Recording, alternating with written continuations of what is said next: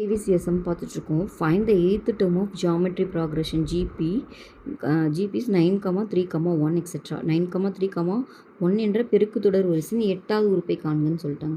So நீங்கள் API ஜிபின்னு குழம்ப தேவையில்லை, அவங்களே ஜிபின்னு சொல்லிட்டாங்க. அப்போ ஜிபின்னு சொல்லிட்டாங்கன்னா ஃபஸ்ட்டு டேர்ம் ஏ வந்து 9 எடுத்துக்கிறேன்.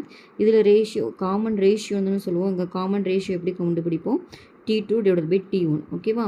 இங்கே டேர்ம் 2 என்ன 3, டேர்ம் 1 என்ன 9, அப்போ 3/9 வந்துட்டு 1/3. ஓகே, இப்போ என்ன கேட்குறாங்க? 8வது உறுப்பு.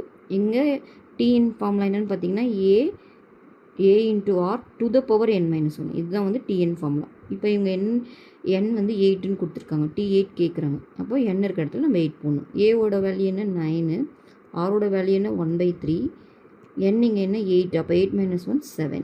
ஓகே, இது வந்து பார்த்திங்கன்னா 3 ஸ்கொயர்னு எழுதலாம். இது வந்து பார்த்திங்கன்னா 1/37. அப்போ கேன்சல் ஆகிட்டு 1/3/5ன்னு வரும். 3/5ஓட வேல்யூ பார்த்திங்கன்னா 243. ஓகே, அப்போ ஆன்சர் பார்த்திங்கன்னா 1/243 தான் இந்த சம்மோட ஆன்சர். ஓகேவா?